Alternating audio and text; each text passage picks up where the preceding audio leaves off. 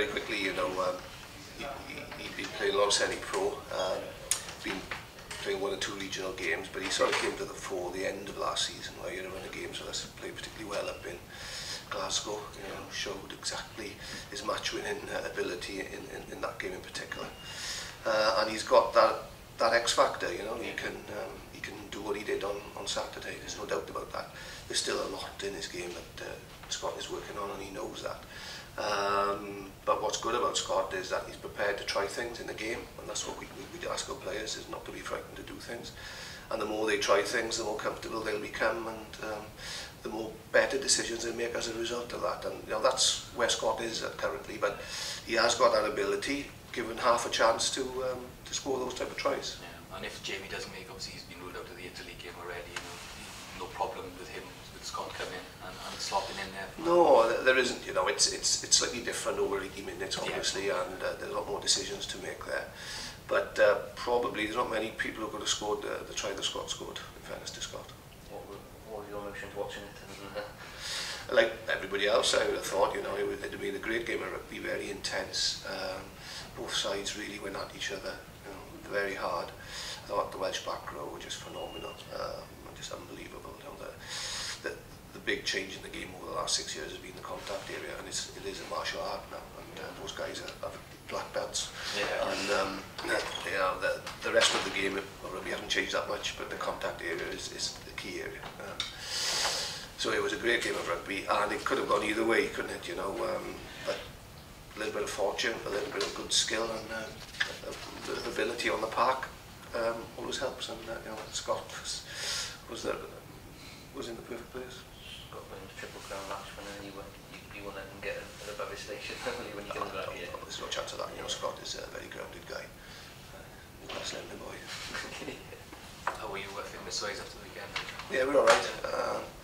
No major injuries. I had a bit of a heart attack in the first 20 minutes, but apart from that,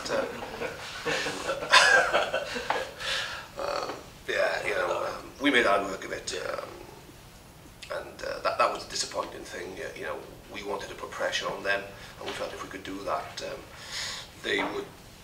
we would get something out of the game. But unfortunately, the first 20 minutes they put pressure on us, so we didn't deal with it particularly well. And they were in a very strong position. I wasn't overly panicked. It wasn't, don't get me wrong, it wasn't a great position to be in, but I felt that they couldn't get the next goal.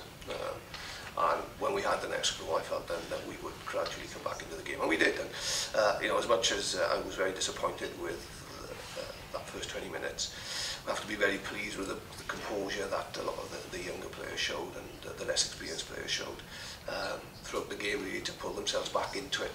As the season progresses now, and it gets closer to the playoff positions, every game has that extra bit of pressure. Does that tell on younger players as well?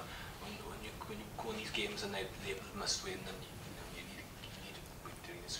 Yeah, it can do, and you know, I've got to be a little bit guarded of that fact as well, because players need to play with a clear mind, and you know. But there comes a stage when, you know, when they become a bit more mature, that they can deal with the pressures that the coach puts on them. You know? So we have to have a balanced approach to that, and you know, there was no doubt that a lot of those players were not where they needed to be at the start of that game for lots of different reasons, and that may be one. You still stick by what you said last week? You can only afford one defeat. Yeah, for us to be in control of, obviously, the results will impact on that, but you know, for us to have control over where we are, I firmly believe that we've got to have that as at the forefront of our mind. Because you got back into the mix, haven't you, and looking at the league table as it is? Yeah, we go back into the mix again, another massive game for us on Friday night, and we need a good win. We know Connacht are a very tough team, and we take nothing for granted. And you know, there's no difference playing against a Connacht or an Ulster or a Munster really anymore. You know, they're very, very difficult games. And that's the way we have to approach it, and that has to be our mindset, and we have to play equally well against either of those opponents to get the result that we need. They're very competitive, you know, they're very physical, they've always been trying to outmuscle us.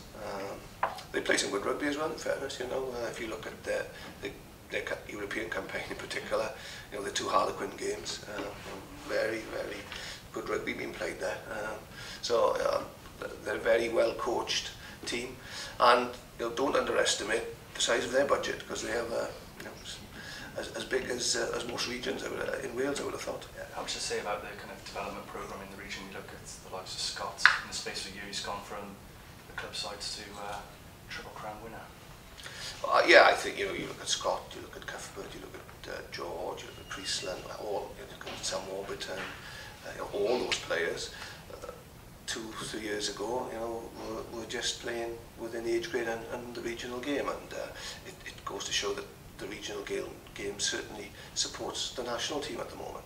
And I've said a few times that in Wales, the regions are not a pure performance model; they're a development model, and that's what it is. And we're all fine with that, but we all need to understand that as well and what that means. But it certainly has impacted the national team positively. Recently you mentioned perhaps fair to say his first in different game for Wales. He's gone so well for him since he burst onto the scene. Knowing him as to how he reacts, you think? Oh, he'd be fine. I think 10 is a very difficult position to play, and at times you can be in an almost impossible situation. And every 10 in World Rugby has their bad days because of that. Not necessarily because they're off form or off colour, but sometimes just the pressure in that position is such that it's just impossible to make any right decision. And it was a tough day for Reece. It's not a problem. You can shrug your shoulders and get on with it. He's now got the confidence in his own ability that he probably didn't have 18 months ago, and he knows that next time he turns up, he can put in a good shift. So it's not going to affect him at all, and it'll be good for him. He'll have realised that there were pressure points in that game, and maybe he can affect things and change things differently. But it's going to be part of his learning experience. Still very young. Any update on yesterday, Nigel, in terms of? Yeah, he's still got, his neck is still very sore. We're waiting for it to settle down, and he'll see another specialist the end of March, so he's not going to be available until at least after that point. Right. Stodds said was March. Stodds is had a bit of a spurt this week. Yeah, he's running well. Right. He's up to full pace. Right. He's working now on moving away from a straight line. Yeah. Yeah, he's looking a lot better, a lot more optimistic about Stodds. So again, he should be playing sometime in March. In March, right. Which will be Towards the end, but. Right. Which will be a bonus if you're obviously still in the league fight. Yeah, we like having a new player again. Yeah, right. well, yeah, and obviously with that European quarterfinal start to be. Yeah, Was that would be a target of his? Oh, definitely, yeah.